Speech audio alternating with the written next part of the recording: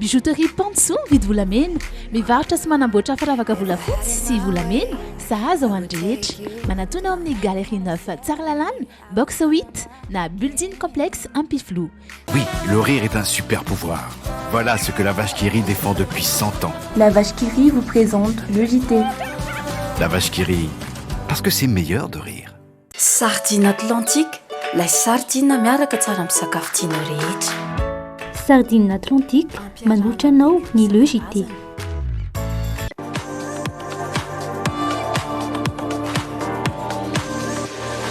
Luxor, le plaisir du confort. Iaino tanteraka ny lalao naiza amin'ny fotoana rehetra miaraka amin'ny betplanet.mg. Betplanet manolotra anao ny le JT. Mobilier Design vous présente le JT.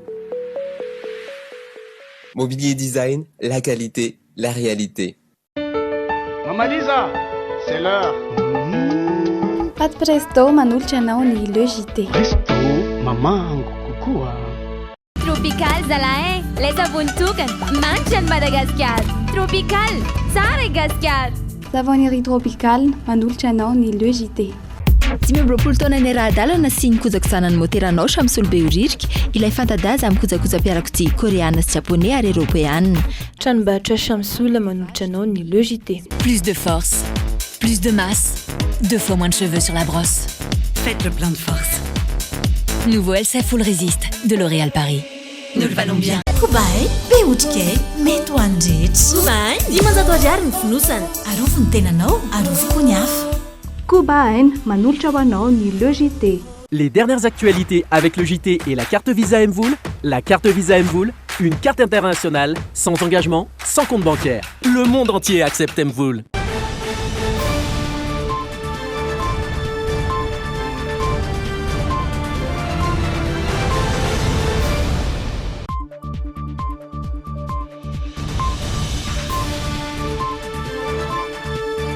Manolotra ny araba ho antsika indray tompoko lasy tompoko vavy amin'ny takariva ny alatsinainy fahinina amin'ny roapolo ny volana aprily taona roapolo sy roa arivo ity. Tonga soa ato amin'ny lejité any Dumine ianao ary manasa anao anaraky ny vaovao hatramin'ny farany. Ndeha horantsika avy hatrany lohatem-baovao ho any anio. Nametraka fitoriana nafoanan'ny fampiarana ilay diam-pitondrana ny raisin'ireo minisitra 5 mandrara sy mampiato ireo fandarana amina hainao manjery. Miresaka politika sy misy antso antoarby idiran'ireo mpiaino sy mpijery ireo talemy famoahana sy mpitantana amin'ireo aina manjery voakasika. Amoka diam-pitondrana amerenina ireo fandarana norarana laka misy lasa teo ireo minisitra 5 nandrara izany. Raraka nambara ministra ny serasera androany raha niaona tamin'ireo talemy famoahana sy mpitantana ireo aina manjery voakasika izany. Nambara ny ijoro sy tsy anaiky hatramin'ny farany hiady amin'ny jadona tia mpitondra petraka amin'izao fotoana ny filoha teo aloha Ravalomanina Marika sady filohan'ny Rodoben'ny mpanohatra eto Madagasikara. Nampisahotaka ny maro ny fahatongavany sidina Air France nitondra mpandeha avy any Paris androany. Miay ihany idiran'ny variant Covid-19 ny maro. Olona miisa 2,700 ny voasambotra fa tsy nanaja ny fioboana ny faharenano lasa teo. Notazonina tao anaty violon nandritry ny 27 ora izy ireo. Nampianarana nanaja ireo fepetra-sakana tsy paritany coronavirus. Eo amin'ny sehatry ny fiompina azo antoka ireo omby tonga eto andrenivohitra, azo anina ireo enany, raha nambara ministera ny fiompina sy ny fambolena ary ny jono androany. Ampana amin'ireo vaovao maro be atolotra ho anareo ato anatin'ny lejité ho any anio izany fa ndehantsika anaraka avy hatrany ary vansongadina ao anatin'ny layona.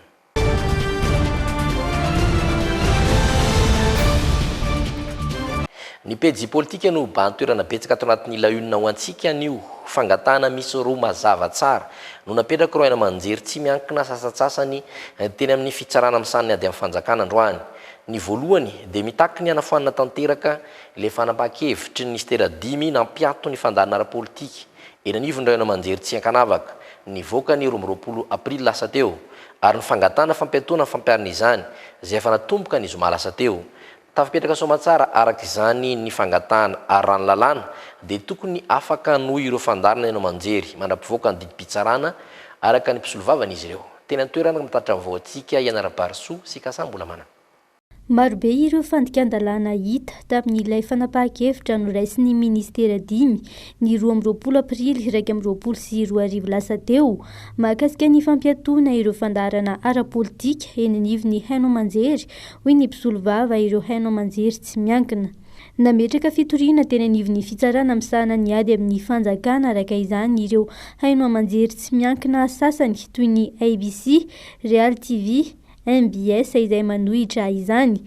Fitoriana ny hanafoanana tanteraka io fanapahan-kevitra io sy ny fangatahana ny hampiatoana ny fampiarana izany ihany koa izay efa natomboka ny zoma lasa teo.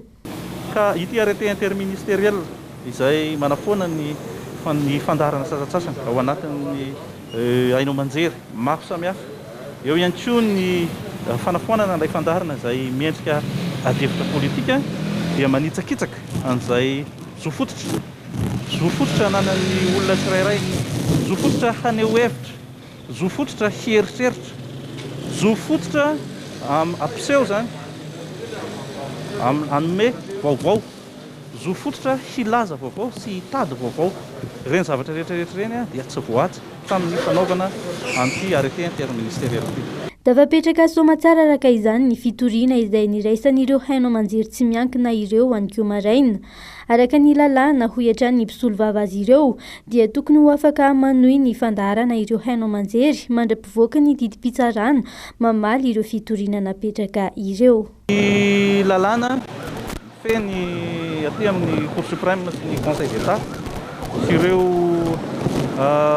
trois cours mandrafitra ny atao hoe Cour suprême izany dia mazava ny voalaza ny ao amin'ny lalàna 2004-036 fa hoe rehefa mipetraka ilay requête dia manana effet suspensif mandra-pivoaka n'ilay didy izay avoakany aty amin'ny Conseil d'État zany mahakasika an'ilay fangatahana sursis à exécution dia hoe mitsahatra hatrany aloha avy hatrany aloha na miato ny fampiarana an'ilay didy raha vao déposé ny requête au fin de suspension d'exécution an'ilay arrêté interministériel. Ankoatra ireo haino aman-jery tsy miankina izay tsy mankasitraka io fampiatoana ny ady hevitra na fandaharana ara-politika io, isan'ny nametraka fitoriana teny amin'ny fitsarana misahana ny ady amin'ny fanjakana ihany koa ny ho lavitry ny mpanao gazety sy ny fiarahamonim-pirenena androany. Fa nanambara ny amoka didim-pitondrana amerenina ny fandehanana ireo fandaharana norarana lakamisy lasa teo ireo ministera 5 namoka izany. Tsy nafaly ireo voakasiky ny endrika fanararaotana ny famehana ara-pahasalamana izay tonga tamin'ny famoahana didy fampitsarana ireo fandaharana voalaza fa manohitoana filaminam-bahoaka ireo. Niona tamin'ny ministry ny serasera ireo solotenan'ireo tompona fandaharana ny fampidiniky. Hatreto mbola mipetraka amin'ny fanontaniana mahakasika ny hoe iaraka azo alalana iverina ampitaina amin'ny haino aman-jery ve ireo fandaharana 5 norarana. Tato baovao ny feno ajarianina sy Dolphe Rakotiniana. Efatrandro taorian'ny voan'ny didim-pitondrana teo anivon'ny ministera maromaro nandrana ny fandefasana amin'ny haino aman-jery ireo fandaharana famakafakana ara-politika 5 dia niona tamin'ireo solotenan'ireo fahitalavitra sy onjam-peo tompon'ny fandaharana ny ministry ny serasera sy ny kolotsaina androany. Voaray araka ny teny ny etaetan'ireo orinasa-tserasera ireo.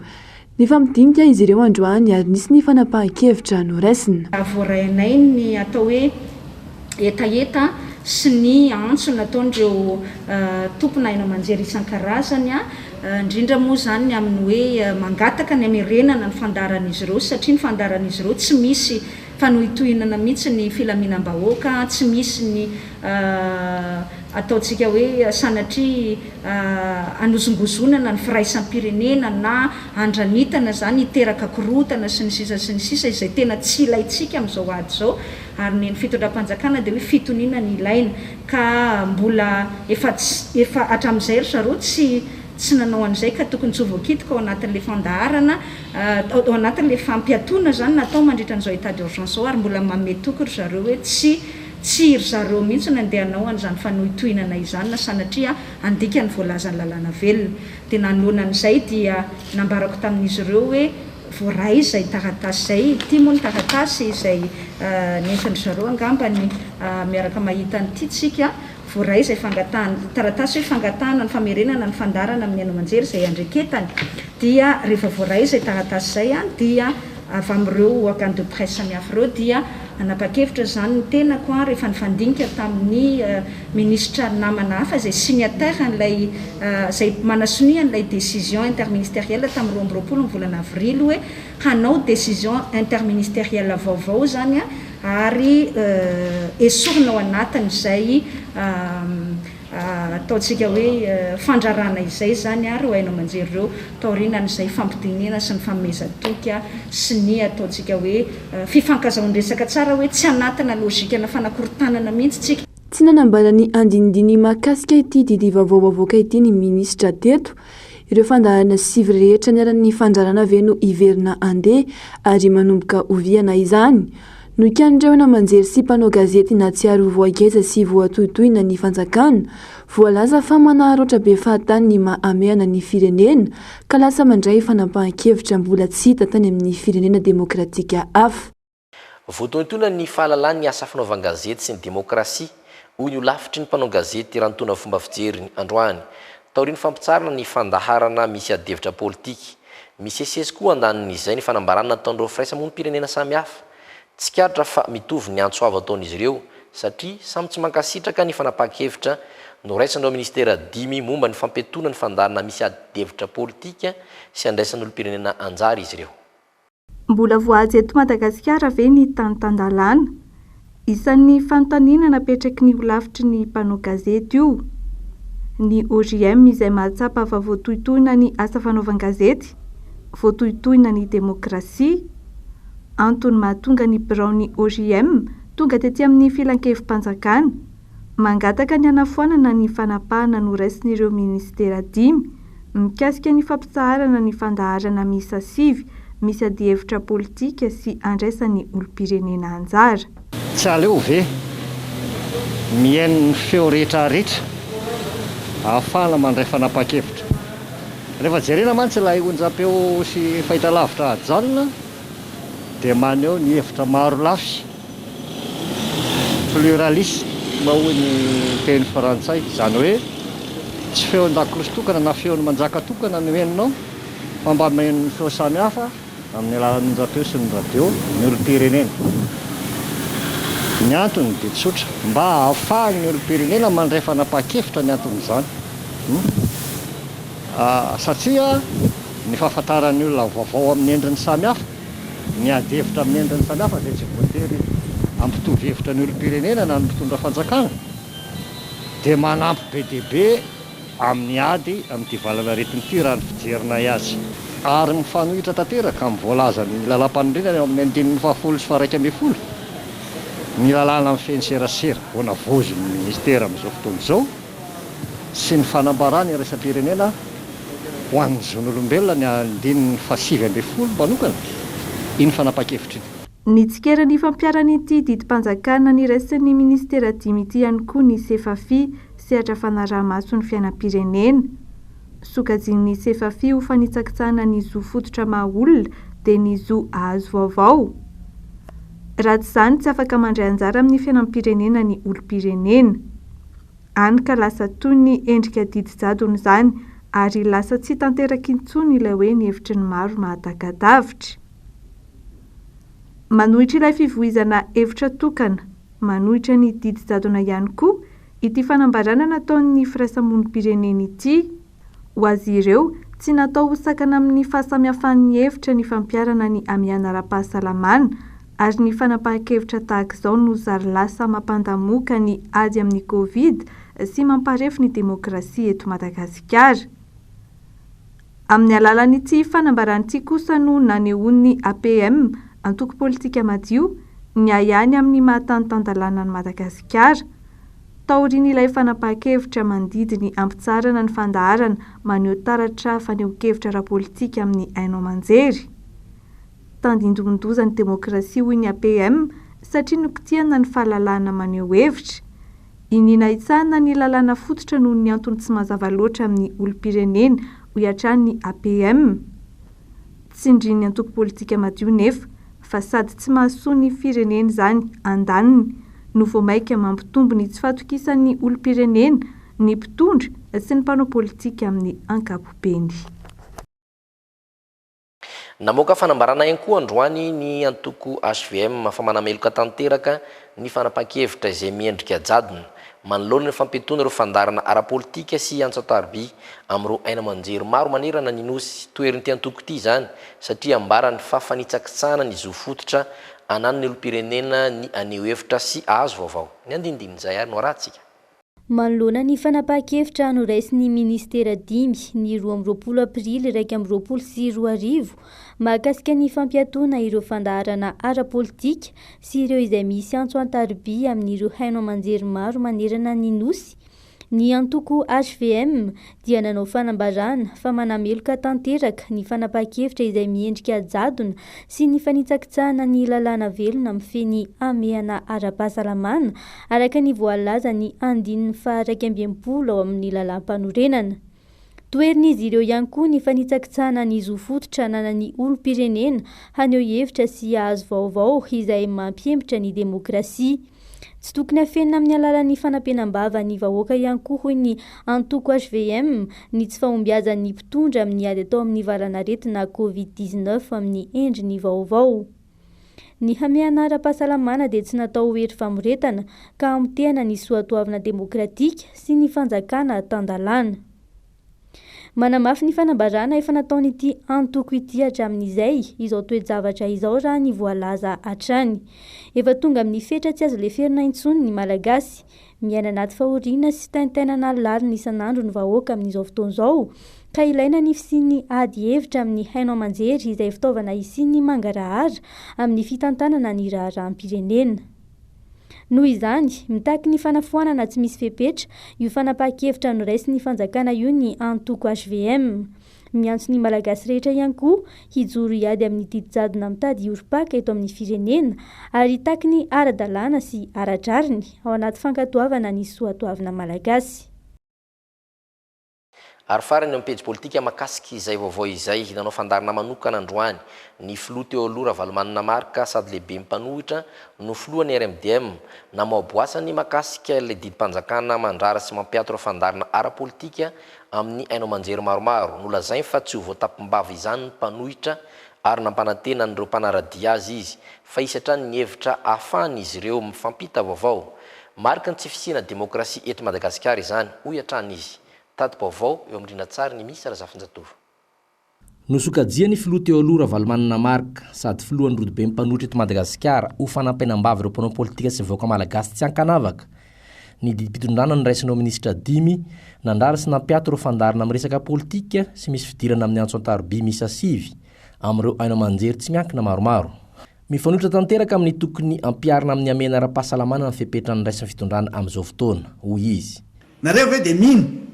Misy mino ve na iray ary mandritry ny 5 andro ny virisy tsy mandalondalo fa mandritry ny 2 andro ihany ny asabotsy alahady ny tonga zany le manipulation zany tsy misy firenena eto tany manao an'izany dia tsy avela hivoaka le olona ary raha mivoaka raha dia ampitahorina nefa le olona tsy maintsy mivoaka satria tsy misy tosika fa meno araka filazany azy tsy misy mesure d'accompagnement ianao ve dia eritreritra zany fantanino zany zany resaky zany hoe olona nandritry ny herinandro afaka mandehandeha mivezivezy malalaka ao anatin'ny 2 andro izy a tapenana tapika zao dia ampiasaina daholo ny force rehetra indrindra fa ny polisy mba hamenatra rangaty marina tsy mbola nahita mihitsy aho hoe ministra ndeha hitabatabatra indrindra na inona pression maso azy na inona tsy mbola nahita lazao raha mahita anareo mahamenatra rehefa tsy hainareo makatahaka dia aloha mipetraka any an-trano ary rehefa tsy hainareo mamaly dia aloha tsy miteny satria tsy fanao zany na manao akanjo tsotro ary ianao a sohatra le ambany foana hoe ministre ny polisy ty dia mihevitra ve nareo fa izay no ahafahana tena mifehany reto voaka reto tsy maintsy hitrotry ireo rehefa tena tsisy aniko hoanina fa aloha ny maty rapitso zay matendro any. Dingana miroso amin'ny didiko fe lehibe izao ho hatrany Marika Ravalomanana ary azo antoka fa tsisy intsony ny fampafantarana sy ny hafantaran'ny olona ny tena zava-misy marina eto amin'ny firenena indrindra mipaikady adina amin'ny Covid-19 tsy mety ny fepetra ny raisina ho hatrany ny filoha teo aloha. Faharoa ty décision interministérielle ny raisiny zareo ty zay lazaiko hoe décision farany zay tena diso tena tsy fampisy masoandro mahamenatra satria dia entina anampenambava ny mpanao politika, mpanao gazety, ny olotsotro, ary indrindraindrindra atonga ny vahoaka ho bado dia tsy alalany ininona ntsony amin'ity tena tsy mety intsony ary tena tsy lefitra manana ny rariny ntsony zay satria tena lalam-panondrenana io zo fototry ny vahoaka malagasy aneo hevitra malalaka tsy ekeny io ary tena tsy anaiky an'io hatramin'ny farany aho ka dia hijoro aho ary ho hitatsika eo ny vokatra zay olazaindrareo amin'ny conseil d'état satria tsy maintsy ampiakarinay amin'ny conseil d'état ihany ko io satria zareo no mitsara ny adin'ny fanjakana sy ny secteur privé zao nge zavatra manjoatsika am'izao fotoana zao efa nampafantatra andreo communauté internationale sy ny anivelany rehetra fa de hojerena fotsiny zao ve Madagasikara de hoy izy mame antoka ave anao ka raha manampy zay de tena manderaka tokony ho izy eniko ary fantatro zavatra tiany resahana toy izy hoe nareo mandity fa tsy za fa za milaza fotsiny hoe le vahoaka malagasy zay mendrandra fiainana io tena fiainana ty iainy ohatran'ny olon-drehetra zany manana dada sy neny zany marary zany tena mafy tena fianakaviana tototo etsiro tsy hitany tsoy izy atao toy ny voalala voataniko izy ny vola ampilatanana tsisy ny asa tsy misy ny sakafo tsy misy tena mahidy tsy mbola nisy ohatran'ity marina zavatra afara zay tsotra fotsiny io hoe afara ara le vaccine fa tsy maintsy afarany io eo izy mikenikenina io zay le atao hoe attentisme zany hoe tamatama tsy vitany tamatama tavozavoza tsy vitany tavozavoza fa mbola manao kajikajy hoe ahoana nanam-penambava ndray tsy ho voatapina aloha mitsy mivava mpanoatra satria fa tsy rarina loatra ty raha tsy misy ny didy marina sy aradrary ny avoaka amin'ny filakevim-panjakana dia nanambara ny ijoro ny mpanohitra nanambara fa efa nampahafantatra ny zava-misy eto Madagasikara amin'ireo komite raisam-pirenena ihany koa izy ireo rahampitso ny voalaza fa ametraka fitoriana eny amin'ny filakevim-panjakana mahakasika izao fanampenambava sy tsy fanajana ny demokrasia izao ny mpanohitra vao manodidina ny valanaretina Covid-19 nateo aza ny fanapahan-kevitra no raisin'ny filan-kevitra minisitra amin'ny tsy andraisa Madagasikara olona avy any ivelany intsony dia mbola nisy androany ny Sydney Air France izay nitondra ireo teratany ny ainga avy any Paris sidina farany iny raha mivolazany ambasady ny Frantsa eto Madagasikara mitoetra any kosa ireo sidina cargo na mpitondra entana fa tsy mitondra olona araka ny fanamafisana tamin'ny fanambarany farany fa tsy hitondra mpandeha avy amin'ny Frantsa ho aty Madagasikara fanampanazavana androany misandratra andro no nigadona tena amin'ny seranam-piaramanidina iraisam-pirenena Ivato ny fiaramanidina Boeing 777-200 any kompania mpitaterana Air France nainga avy tany Paris izy io ary nitondra mpandeha nisa 700 vetivety dia niely eraka ny tambajotra serasera Facebook izany fanakanana ny fotoanam-panjakana kabetsahany fanakanana tamin'ny nampidirana mpandeha avy any ivelany teto Madagasikara nateo azy ny fanapahan-kevitra no raisin'ny filan-kevitry minisitra farany fa mba hiarovana amin'ny malagasy amin'ny mety hatafidirany variant Covid-19 hafa izay efa miparitaka any ivelany dia tsy mandray mpandeha avy any ivelany mihitsy intsony Madagasikara na avy aiza na avy aiza ny fandehanana teratany vahiny amonjy ny tany niaviany kosa dia omena lalana trany nosokajindra olona maro tao anaty Facebook tsy afaka sy havita hiaro ny vahoaka ny fitondrana satria tsy nitana ny teny nomeny nitondra fanazavana taliany serasera amin'ny fiadidian'ny repoblika ny tolakandro nambarany Rinara Kotomanga fa efa nahazo lalana tamin'ny 30 Martsa lasa teo io Sydney io raha araka fangatany ambasady ny Frantsa eto Madagasikara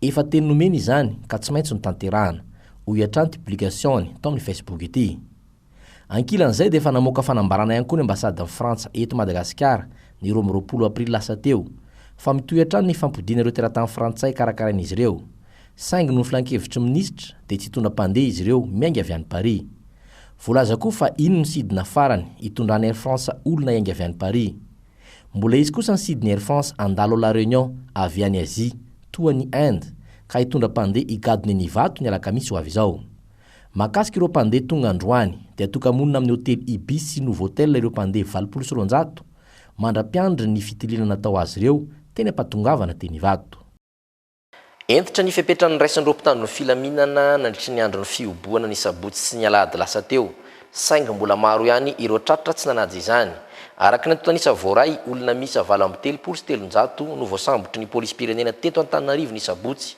ary 4 kosa omaly alahady notazomina 27 ora tany amin'ny trano famaizana avokoa izy ireo ary nomena fampianarana anaja ireo fepetra iadina amin'ny valaretina COVID-19 fanampanazavana. Araka ny fampitam-baovao voaray avy amin'ny polisy pirenena, mbola maro be ireo olona tsy mety tafapetraka an-trano nefa tsy misy antony mazava nandritry ny fiboahana tanteraka teto amin'ny faritra Analamanga Indy ny farany herinandro lasa teo. Misy ireo mbola nahavita nampiady akoho na mitangorona olona sy ny taona andian-jatovo nanao baolina teny amin'ny arabe. Ao ireo tratra nijorojoro nanokoresaka eny amin'ny sisiny arabe, ny hafa nivoaka nandeha nijery ny zava-misy an-dalambe nandritry ny fiboahana, nidoladolana nampiaraka tsy nahalala niboka. Nisy ihany koa ireo nitangorona ny lalao domy teny an-tsisin-dalana sy ny maro hafa tsy voatanisa. Ny trangan-javatra toy izany no nahatonga ny polisy sambotra satria mbola maro ireo olona tsy mety tonga saina. Misy 7 ireo olona voasambotra tsy nanaja ireo fepetra fiboahana ny sabotsy teo ary 470 kosa no tratra omaly alahady. Nampianarina ny hiboka ny anaty komisariana nandritry ny 27 ora izy ireo ary nampianarina nanaja ireo fepetra iadina amin'ny valanaretina COVID-19 toy ny fanajana ny elanelana iray metatra, fanasana tanana amin'ny rano sy savony ary ny fanaovana aro vava-orona amin'ny toerana misy azy fa tsy atao ambany saoka. Anisan'ny fampianarana nomena azy ireo ihany koa ny fanajana ny fitsipika mba tsy hiandry polisy intsony vao anara-dalàna. Ny tany anaty tanàna sy elakelan-trano rehetra dia nisy mihitsy ny fampiasana fitaovana mampadatsy ranomaso vao nisitrika ny hazakazaka mody ny olona. Vao maika hiamafy araka izany ireo fepetra ireo amin'ny fiboahana manaraka ny sabotsy sy alahady izao ho hiatrany ny polisy pirenena. 17 ny fitambaran'ireo olona lavy ny COVID-19 tamin'ny farany herinandro eny araka ny antotanisa ofisialy nivoaka. 7 kosa ny fitambaran'ireo olona voamarina fa mitondra indray tsy mikaretina nandritry ny 3 andro ny sesy. 2 no sitrana soamantsara ary misa 9 ireo mbola manaraka fitsaboana amin'izao. 7 ny fitambaran'ireo olona voamarina fa mitondra ny valanaretina COVID-19 tao anatin'ny farany herinandro teo izay mitsinjara toy izao. Ho an'ny zoma 3 aprily 2024, 5 ny olona lavo. 7 tamin'ireo 1 nanaovana fitsiliana kosa no voamarina fa mitondra ny tsy mikaretina ary 4 no sitrana soamantsara. Ho an'ny sabotsy 4 aprily indray, misa 9 no lavo. 4 tamin'ireo 7 nanaovana fitsiliana no voamarina fa mitondra ny tsy mikaretina ary 7 kosa no sitrana soamantsara.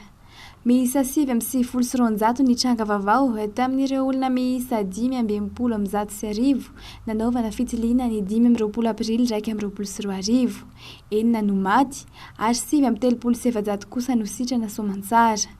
7 izany zao ny fitambaran'ireo olona mbola manaraka fitsaboana araky ny antotanisa ofisialy nivoaka farany. 7 kosa ireo marary manana fahasarotana. Mitotaly 3 alina ireo olona efa nitondra ny tsy mikaretina coronavirus hatramin'ny 13 martsa 2024. 7 alina ireo sitrana soamantsara ary 500 kosa ireo namoiny ainy. Vao mandidina ny coronavirus hatrany dia sosokevitro ray aman-dreny am-panahy ny anokafana laharana maitso ifampahirezana manoloana fisian'ny valanaretina COVID. Etahitan'izy ireo ihany koa ny anomezana kojakoja fiarovan-tena sy karatra iombonana anamora ny fivezivezena amin'ny finiavan'izy ireo ampahery ireo marary eny amin'ny toerana fitsaboana isan-karazany. Isan'ny votra ireo androany maraina nandritry ny fihaonana tamin'ny ministry ny fahasalamam-bahoaka. Nanatrika izany teny Ambohida ary mitaritra amintsika ny vaovao imiary Sorojoravaka sy Doda Rajarinjato. Ny fandraisana tanana ny marary voan'ny coronavirus sy ny piasan'ny fahasalamana amin'ny alalan'ny fampaherezana ara-panahy azy ireo. Miompana amin'izay teto ny fihaonan'ny ministry ny fahasalamam-bahoaka tamin'ny solontenan'ny fiangonana sy ny ray aman-dreny am-panahy. Fitorian'ny filazantsara vavaka sombiny amin'ireo fomba hitondrana ny fankahirezana amin'ireo marary ny Covid. Dia manatona mihitsy ny marary dia mitonona mihitsy manao hoe mpitandrina efitsika eo amin'izay tompoko miasa no mitaly tonga iary vavaka aminareo tovoka afaka miaraka amin'ny vavaka vetsika safidy malalaka zany le izy fa antaniana koa zany le olona hoe ametrahan-tanana venao tompoko ary indraindray ary izy tonga dia miteny hoe pastero ametrahan-tanana dia efa mifampiresaka tsara tamin'ny dokotera moa zany zay eo fitandremana zany dia manao gant anankiroa manisy gel tsara isaky ny mametra-tanana ary dia miteny mihitsy amin'le marary azafady indrindra tompoko fa noho miantony ara-pahasalamana dia tsy maintsy mampiasa nytony gel tony ahy eo aminao dia ataony vavaka ataony fampaherezana vavaka foy tononona tsara milamina mba handraisan'ilay marary azy dokotera nandrendray mba miteny hoe le amin'ny etsy pastery dia isorana moa zany fa tsy dia miasa loatra ny atarakitra rehefa mandalina reo akafa dia mety dokotera miteny amin'izay tsy any amin'ny toeram-pitsaboana ihany nefa fa misy amin'ireo marary no mbola mitady hovangina rehefa ny an-trano ka etaetan'ireo ray aman-dreny am-panahy ny amatsiana azy ireo kojakoja fiarovan-tena toy ny epi mandritra ny fifampikasoana amin'ny marary ahafahana manohy ny fiaraha-mivavaka ivelan'ny hopitaly zay le epi zay tena tsamperinay raha masitraka reny tokoa dia dambanana no homelia na ny fidepembolana tsirairay satria ohatran'ireo le miaramila zao nisy mandeha makany an-trano dia nononay keo le mila vonjy dia zay nefa tsy saofoana ny pozinay fa dia isorana aloha tokoa fa dia misy fiarovana hafakely le izy nefa na izany azy tsy maintsy miamba mitsika avy hatrany tena maly ny sasany tamin'ny etaetan'ireo ray aman-dreny am-panahy ny minisitra ny fahasalamana isan'izany ny fandrindrana ny fitaovana fiarovana azy ireo entitra kosa nefa ny minisitra nanamafy fa maimaim-pona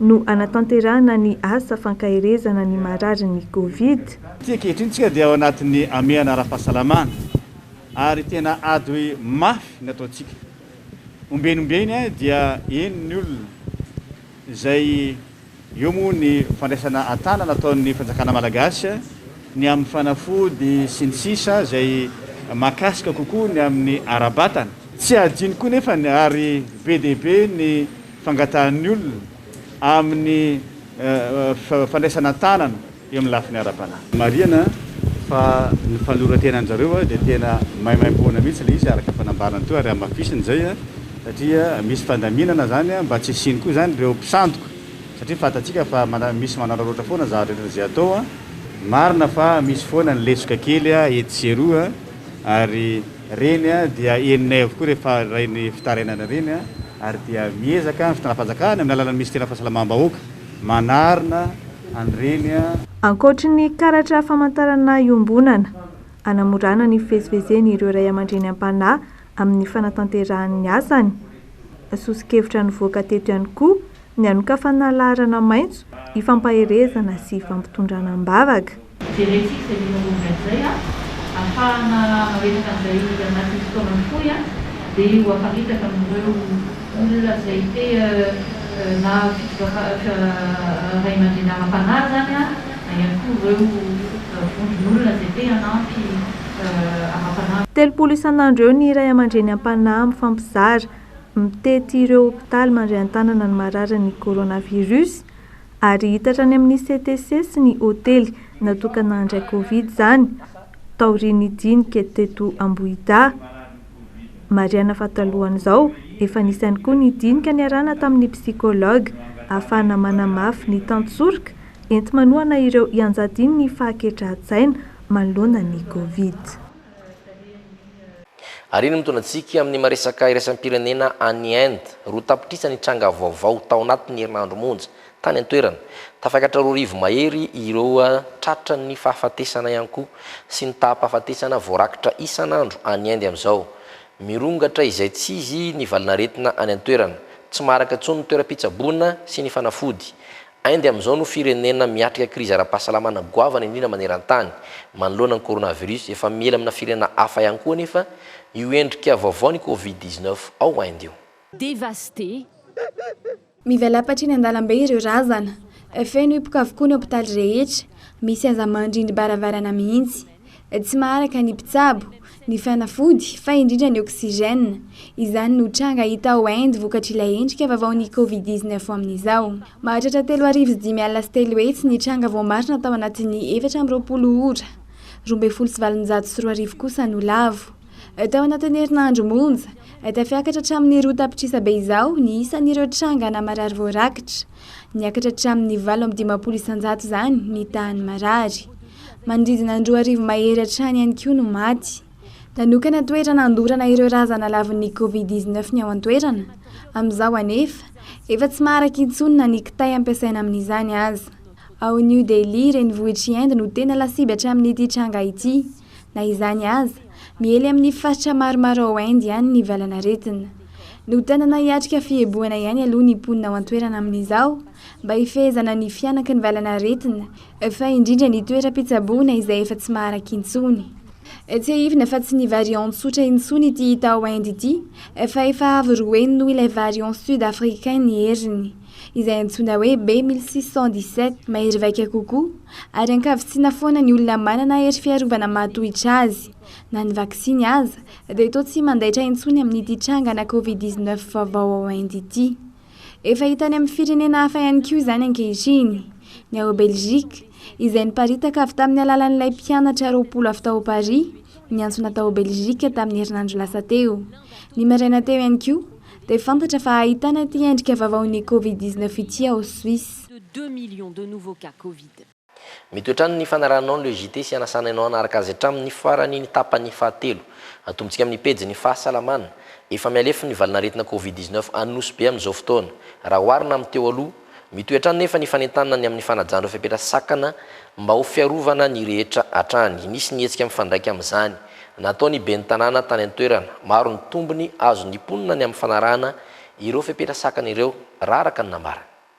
Ny tondra ny anjara birikiny amin'ny fanentanana ireo mponina ho jamanjary nosy be ny mba hanajana ireo fepetra sakana amin'ny ady atao amin'ny Covid-19 ny ben'ny tanàna ny an-toerana. No marihany tamin'izany, fa ho an'ny mponina ihany no tombony azo amin'ny fanajana ny fepetra rehetra. Tokony samy handray ny andraikiny ny tsirairay manoloana ny ady atao amin'ny valanaretina izay fahavalo imbonana fa tsy andrin'ny mpitandro ny filaminana akory. Aretina ity ary mbola agnatiny amin'ny fiadivana amin'ity Covid-19 ity atsika jiaby. Matoatsika ny fody ny port sy l'aéroport noho ny firongatany ity valanaretina ity dia voatery ny fitondram-panjakana.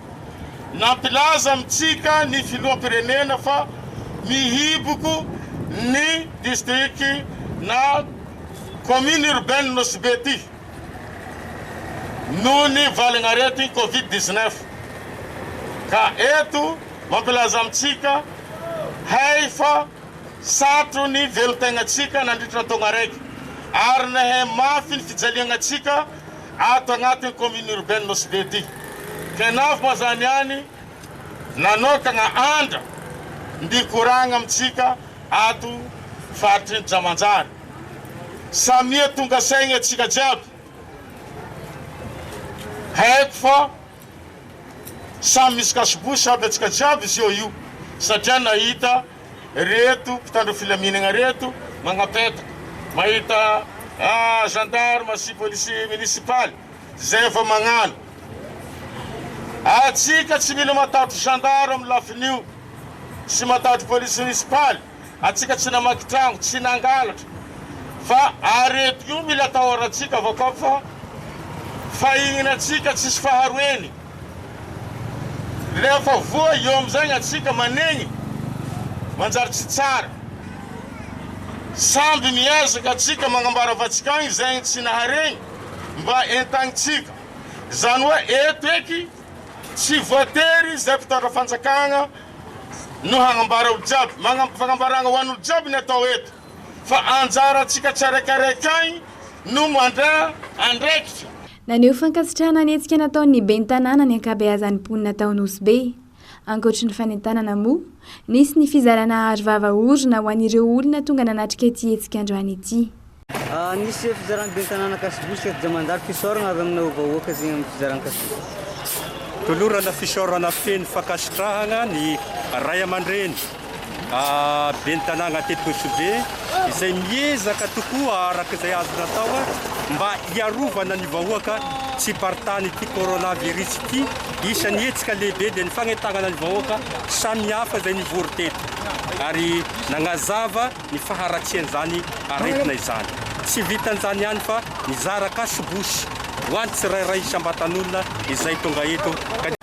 Merci ho an'ny ray aman-dreny ben'ny tanàna tsy nagnadigna zay sofera agnatin'ny ity valagna aretigny ity satria aminay sofera zegny mifamezivezy be ny vahoaka ato ka rariny sy hitsiny zegny zay koa raha mba namiany zay kasibosy kay magnano merci izy mba tsy nagnadino ny sofera mpitatitra Elville Jamanjary. Tsy ahivina fa isan'ny faritra tsy maintsy nakatona vonjy maiky Inosy be noho ny fianaky ny valanaretina be loatra teo aloha teo. Mbola voararatra amin'izao ny fidirana na fivoahana ao an-toerana. Fitadiavam-baolana ho an'ny mponina ny mba hisokafana amin'ny any ivelany ihany koa izao fanentanana natao izao. Pejy sosialy efa miamena ny isan'andro ny isandro mbovoan'ilay arety mandripaka ireo biby fiompy na lay antsoina hoe fièvre de la vallée du Rift. Tsy tokony ahaiaro mpanjifa ny hena manaraka fizahana sy fanaramaso ireo omby any amin'ny tany ny aviny voazo aparitaka any amin'ireo toerana mily izany toy ny eto an-drenivohitra. Azo mpanjifa atao ny mitaky amin'ireo mpivarokena ny taratasikena manamarina fa azo antoka na tsy ny hena no jifain'izy ireo. Feno Ajariana sy Dolphe Rakotonena mitady antsika ny vaovao. Mbola tsy nisy tranga na iahina teto Antananarivo mahakasika ny fisian'ilay valanaretina mandripaka ny omby sy ny ondry amanosy fièvre de la vallée du Rift. Distrika 14 amin'ny faritra 5 manerana ny Nosy no ahitana ny aretina ankehitriny ao aloatra Mangoro, Atsimo Andrefana, Atsinanana, Diana ary Vatovavy Fitovinany. Omby 427 no nitondra ny aretina raha toa ka maty ny 407 amin'izy ireo. Ondry amanosy 720 no tratry ny aretina ka efa maty ny 100. Mbola avy any amin'ny faritany aloha hatreto no mamatsy omby an'ny renivohitra. Misy ny lamina manokana isoroana ny fivoan'ny omby marary any amin'ireo faritra ny aviny. Amin'izao trangana aretina izay misy FDR izao zany dia rehefa misy fitondrana izay napetraka eny fotony izay tsy ahafahana tsy ahafahan'ilay omby any toerana miakatra aty amin'ny faritra izay tsy misy. Izany hoe ilay toerana izay nahitana an'ilay trangana aretina zany dia efa tazominao tsy afaka mivoaka ilay omby amin'ilay toerana izay tsy sasatrany. Hatramin'izao zany aloha satria tonga avy any aloha izy dia efa misy an'ilay certificat sanitaire izay mitondra an'ilay camion. Izany hoe efa misy an'ilay fitsirena ataon'ilay vétérinaire alohan'izay angano tongany. Misy ny vaksiny fanefitra ity arety biby ity ireo biby any amin'ny faritra misy ny omby na biby marary dia tsy azo atao vaksiny fa ireo any amin'ny toerana mbola tsy nahitana ny aretina no mahazo vaksiny iadina amin'ny aretina. Misy tahiro an'ny fiompiana eo anivon'ny ministera ahafahana miatrika ny tranga tsy ampoizina tahaka izao. Entina analefana ny saran'ny vaksiny any amin'ireo mpiompy ihany koa io tahiro io.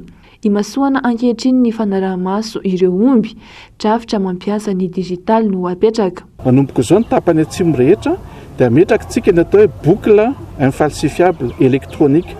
Lecture électronique izany ahafahana voalohany aloha manamarina ny tompon'ilay omby sy ny ireo ilay ataontsika fifampivarotana fivaovan'ny tompony zany. Fa ao anatin'iny ihany koa dia misy ny ireo ilay antota nisa sy ireo ilay filazam-baovao rehetra mahakasika ny fahasalaman'ilay omby, ny vaksiny rehetra izay nataony. Ary mampiavaka azy dia iny dia izay ilay hoe électronique digital izay tsy afaka falsifiana fa fantatra avy hatrany amin'ilay misy scanne izay apetraka tonga dia any amin'ny ordinateur central zany afaka manara-maso an'izay tsika. 400 hatramin'ny 500 isan-kerinandro ny omby vonoina eto amin'ny toerana famonoan'omby ampasika na hatratra 700 hatramin'ny 800 izany teo aloha. Antony mampiana ny isan'ny omby vonoina ny fisian'ity aretina ity. Nanao fitsidiana tampoka tetỳ an-toerana ny minisitra misana ny fiompiana. Niroso tamin'ny fitsiriana ireo mpivarokena teny Itosy ihany koa ny teknisianina avy amin'ny ministera ny fiompiana.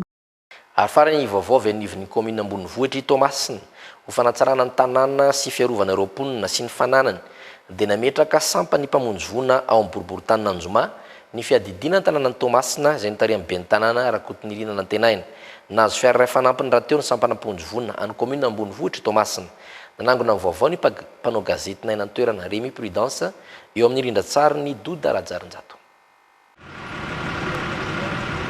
Toerana iray ihany hatramin'izay no mba nisy toby ho an'ny sampana mpamonjy vona ao Tomasina ka miteraka fahasahiranana rehefa manao asa famonjena any amin'ireo fokotany lavidavitra sy amin'ireny toerana sarodalina ireny izay anisany mahatara ny fanaovana asa famonjena rehefa misy tranga na loza. Efa tsy mifanaraka amin'ny filana sy ny aben'ny tanàna rahateo izany. Noho izany dia nanao ezaka ny ben'ny tanàna rakotiny nantenaina ka nametraka sampana mpamonjy vona manakaiky vahoaka ao amin'ny boriboritany Nanjomaha. Io ary tenenina to ben'ny tanàna ny miaramila zany ny agence affaires pompier sy ny chef de groupe sy ny matelas efa vonona ny ato dia ny atao zany dia manomboka amin'herinandro hijery le site d'hébergement any tena koa dia jery hoe eto mety aminay eto mety amin'ny tômôbila fa ny fitaovana zany na ny matériel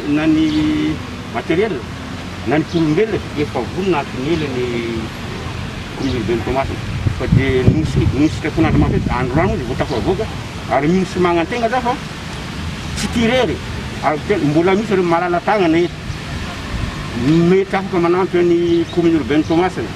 Ankoatr'izay dia nahazo fiarakely mpamono afo izay mahazaka rano 2 litatra ny commune Ambonivohitra ao Tomasina avy amin'ny fiara-miasa amin'ireo setra tsy miankina any an-toerana. Manao antso avy hatrany amin'ireo malala-tanana mba hifanampy fimpandrosoana ny tanàna nefa ny ben'ny tanàna ny Tomasina. Asa ho antsika rehetrarehetra izy io.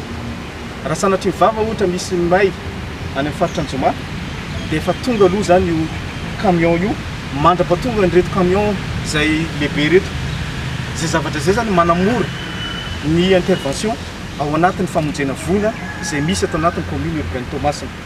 Ka eto dia mitodika amin'ny vahoaka rehetrarehetra ny commune ny fitondram-panjakana dia efa miezaka mitady izay ampirindra ampilamina ny fiainantsika. Ny numéro pompier no tsara tadidinareo hoe firy ny numéro antsona raha toka sanatry ny vava misy voina any anaty fiarahamonina apetraka any amin'ny arrondissement Nanjomaha zany ty pompier ty camion ty mazava ho azy fa ny chauffeur ireo rehetrarehetra izay mampiasa azy dia mpiasa ny commune urbaine daholo.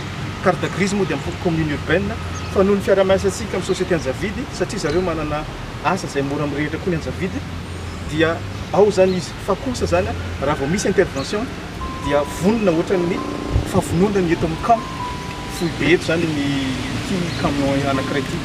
Ny ampiraindray zany ny fiara-mpamonjy vona ao Tomasina zao tanteraka dia noho ny fiara-miasa ny commune Ambonivohitra Tomasina sy ny orinasa Anjavidy isorana manokana koa fitondram-panjakana ny sampana ny douane SMMC ary ny SPAT tamin'ny fanampiana sy namoana ny entana. Melo ny fandozantsika sy fanaovana veloma dia ndeha omenanao indray ny vinavina ny toetry ny andro ho an'ny Rahampitso.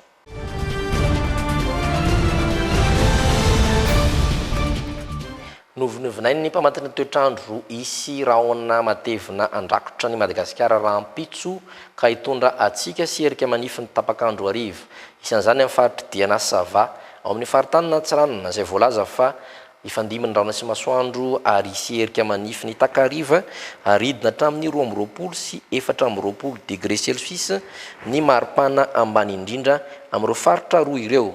Ho an'ny faritany Mahajanga dia ifandiminy koa ny raona sy masoandro any faritra Boeny sy Melaky ary Betsiboka. Isy herika manify izany ny takariva any faritra Sofia andidina ny 13 sy 14 ary 15 degré Celsius maripana ambany indrindra amin'ireo faritra efatra ireo. Ho an'ny faritany Tomasina dia anerika tanteraka anaran'Jorofo sy Alaotra Mangoro raha toka ifandiminy kosa ny raona sy masoandro amin'ny faritry Atsinanana. Ho an'ny faritany Antananarivo dia tsy ahita masoandro mihitsy raha voavinavina ny faritry Vakinankaratra sy Itasy ary Bonglava.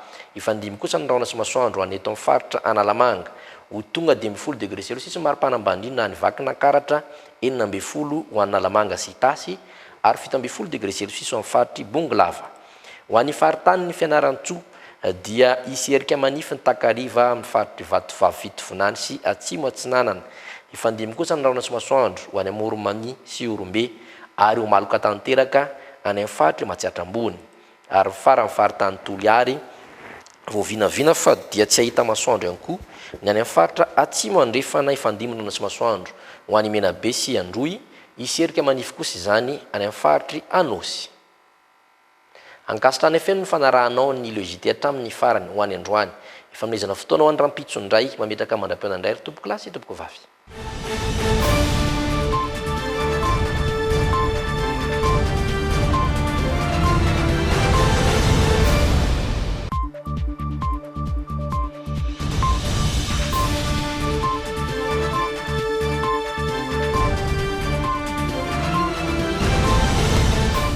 Les dernières actualités avec le JT et la carte Visa Mvoul. La carte Visa Mvoul, une carte internationale, sans engagement, sans compte bancaire. Le monde entier accepte Mvoul. Plus de force, plus de masse, 2 fois moins de cheveux sur la brosse. Faites le plein de force. Nouveau LCF Full Resist de L'Oréal Paris. Nous le valons bien. Mobilier Design vous a présenté le JT. Mobilier Design, la qualité, la réalité. Bijouterie Panso vidy volamena mivarotra sy manamboatra firavaka volafotsy sy volamena sahaza ho an'ny rehetra manatona ao amin'ny Galerie 9 Tsaralalàna box 8 na building complexe Ampiflo.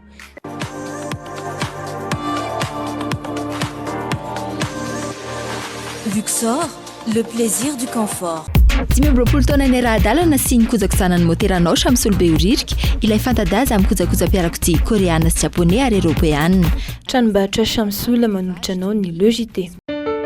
Maman Lisa, c'est l'heure. Pâte Presto manolotra anao ny Le JT. Presto, maman kokoa. Iaino tanteraka ny lalao naiza amin'ny fotoana rehetra miaraka amin'ny betplanet.ng. Bête Planète, nanolotra anao teo ny Le JT. Sardine Atlantique, la sardine miaraka tsara amin'ny sakafo tianao rehetra. Sardine Atlantique, nanolotra anao teo ny Le JT. Kobahay, be otrikay, mety ho an'ny rehetra. Kobahay, 500 ariary ny fonosana. Arovo ny tenanao, arovo koa ny hafa. Kobahay, manolotra ho anao ny Le JT. Oui, le rire est un super pouvoir. Voilà ce que la vache qui rit défend depuis 100 ans. La vache qui rit vous a présenté Le JT. La vache qui rit, parce que c'est meilleur de rire. Tropical Zalain, les avuntukan, manchan Madagascar. Tropical, Saragaskar. Savonnerie tropicale nanolotra anao teo ny Le JT.